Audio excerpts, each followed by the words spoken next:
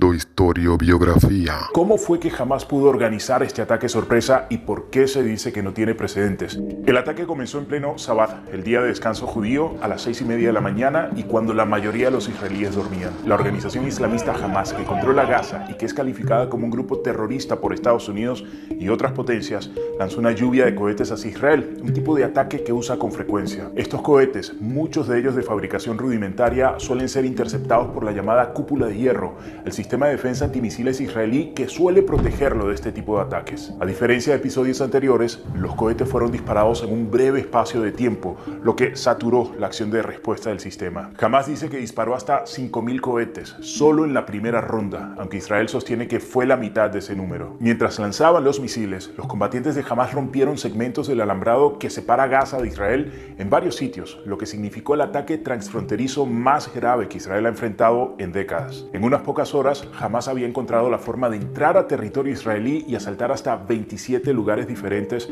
según dijeron las autoridades israelíes. Uno de los momentos más sangrientos ocurrió en un festival de música que transcurría en el desierto, en el sur de Israel, en el que los hombres armados dispararon contra las personas que estaban ahí reunidas. La cifra oficial de muertos en este ataque fue ascendiendo con los días, pero en un inicio se ubicó en al menos 260 fallecidos. Además, en algunos videos que circularon en las redes sociales, se puede ver a militantes tomando como rehenes a civiles y soldados.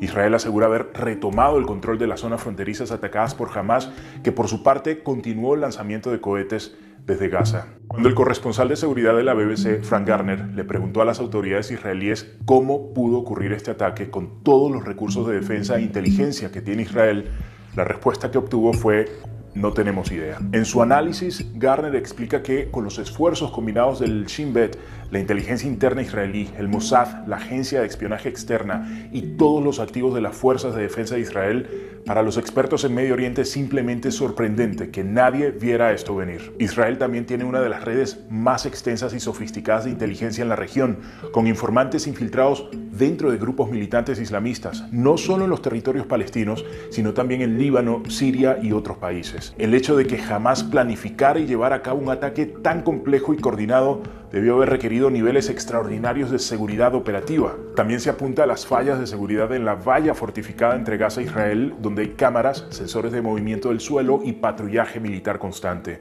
Es un muro que fue construido para evitar precisamente el tipo de infiltración que ejecutó Hamás. El ataque ocurrió además en pleno Sabbat, al término de las fiestas sagradas del Sukkot, una fecha importante para los judíos, y en el aniversario de la guerra de Yom Kippur de 1973. En aquella ocasión, otro ataque sorpresa llevado a cabo por Egipto y Siria dejó a más de 2.600 soldados israelíes muertos y puso en juego la propia existencia del Estado de Israel. Tal y como se preveía, la reacción del gobierno israelí al ataque no tardó en llegar. Israel impuso además un estado de sitio total sobre la franja de Gaza, lo que implicó el bloqueo del suministro de comida, agua, electricidad y combustible desde los pasos fronterizos israelíes. La contraofensiva israelí también se dirigió contra más de 1.000 objetivos de Hamás en Gaza, lo que causó más de 500 muertos y más de 120.000 desplazados internos. Entre los voceros políticos palestinos, el presidente de la Autoridad Palestina, Mahmoud Abbas, reaccionó diciendo que su pueblo tiene el derecho de defenderse, abrimos comillas, del terror de colonos y tropas de ocupación de Israel. Y los portavoces de Hamás dijeron que actuaban debido a las amenazas a los sitios sagrados del Islam en Jerusalén, pues durante la última semana algunos judíos habían rezado dentro del recinto de la mezquita Al-Aqsa, uno de los lugares más sagrados para los musulmanes en el mundo. Pero la preocupación de la comunidad internacional se extiende al resto de la región. Estados Unidos, que ya movilizó una flota de su ejército hacia el mar Mediterráneo Oriental, teme que el conflicto entre Israel y Hamás arrastre a otros países del Medio Oriente.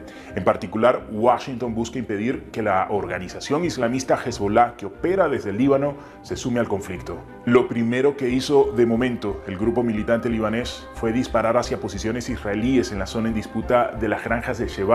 Hezbollah aseguró que lo hizo en solidaridad con la resistencia palestina. Una acción que fue respondida también con fuego por parte del ejército israelí. Aunque las consecuencias de lo ocurrido no se pueden determinar, los analistas aseguran que existe una gran probabilidad de una escalada ante la declaración de guerra de Israel y el llamado de Hamás a su militancia a luchar. El conflicto entre palestinos e israelíes es uno de los más largos, sanguinarios y complejos en el Medio Oriente. ¿Cómo surgió? Para entender esta historia hay que dar un paso atrás en el tiempo, hasta finales del siglo XIX, cuando en Europa toma fuerza el sionismo. El objetivo principal de este movimiento de carácter nacionalista era la creación de un Estado para todos los judíos del mundo, que pondría fin a milenios de persecuciones y exilio. De hecho, apareció en parte como respuesta al antisemitismo que recorría Europa en aquellos años. Un antisemitismo que tuvo su máxima y brutal expresión con el Holocausto durante la Segunda Guerra Mundial. ¿Y dónde querían crear ese Estado judío? Sobre la mesa había distintas opciones: Uganda, Argentina o incluso una región de Siberia llamada Birobidzhan, en la frontera entre Rusia y China. Pero la tradición judía dice que la tierra de Israel está en el área geográfica conocida como Palestina o Tierra Santa, o sea, aquí, en esta franja de tierra de unos 400 kilómetros de largo entre el mar Mediterráneo y el valle del río Jordán. Pero ¿qué pasa? Que esta región también es sagrada para los musulmanes y para los cristianos. Además, cuando se empezó a plantear la creación de este Estado judío, esta zona pertenecía al Imperio Otomano, y si bien allí había una comunidad judía, la población era mayoritariamente árabe. Pero ocurrió algo que lo cambió todo: la Primera Guerra Mundial.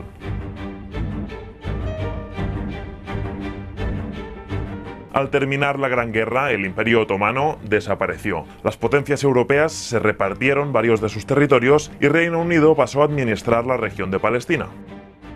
Esto es importante porque en ese tiempo el gobierno británico dio un paso clave: la Declaración Balfour, una carta en la que por primera vez el gobierno británico apoyaba la creación de un hogar nacional para el pueblo judío en la región palestina. Pero aclarando lo siguiente: no debe hacerse nada que pueda perjudicar los derechos civiles y religiosos de las comunidades no judías existentes en Palestina. Es decir, hay que respetar a los árabes, aunque más adelante veremos por qué los árabes no se sienten precisamente respetados.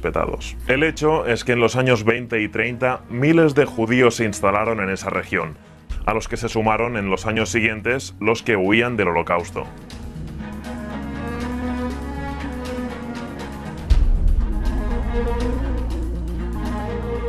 Poco después de terminar la Segunda Guerra Mundial, los judíos instalados en la región palestina eran unos 600.000, la mitad de la población árabe en aquel momento. Y pronto aumentaron las tensiones entre las dos comunidades. Para resolver la situación y buscar una posible convivencia, en 1947 la ONU propuso un plan. ¿En qué consistía? Pues en la creación de dos estados independientes, uno árabe y el otro judío, mientras que Jerusalén tendría un régimen especial. Los israelíes aceptaron esa división, pero los árabes no. Lo consideraban una pérdida de su territorio, y el plan de la ONU nunca se implementó. Sin embargo, hay una fecha clave: el 14 de mayo de 1948. El líder judío David Ben Gurión proclama el establecimiento del Estado de Israel.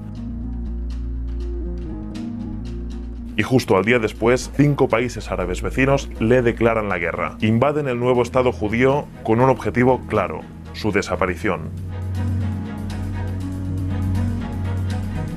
Estamos ante el primero de los conflictos árabe-israelíes. Tras un año de batallas, Israel no solo gana la guerra, sino que amplía su territorio y además conquista la parte occidental de Jerusalén. Mientras, Jordania ocupa Cisjordania y Jerusalén Oriental, y Egipto se queda con Gaza. Esta guerra terminó hace 70 años, pero tuvo dos consecuencias que hoy en día todavía perduran. La primera es el enorme número de desplazados. Los hubo en ambas comunidades, pero el problema afectó sobre todo a los árabes que vivían en la zona israelí. Se calcula que unos 750.000 palestinos tuvieron que huir a otras zonas de la región o a países vecinos, especialmente a Jordania.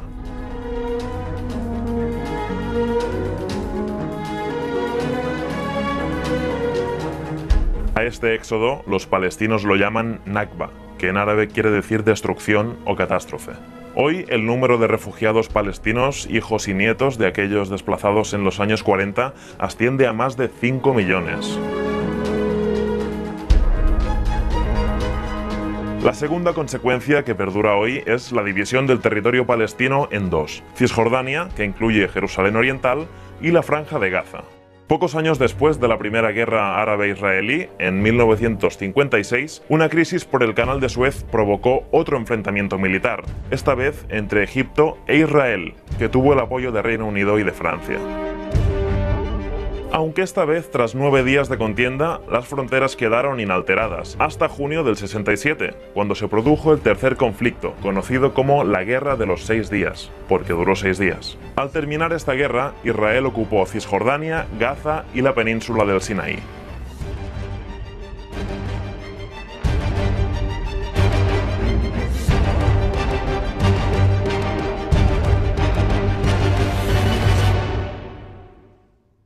La última de esta serie de disputas internacionales entre árabes e israelíes fue la guerra de Yom Kippur, que en el 73 enfrentó a Egipto y Siria contra Israel.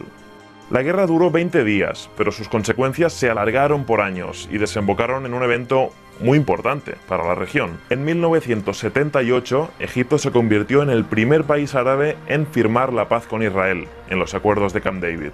De esta forma recuperó el Sinaí, pero en cambio renunció a la Franja de Gaza.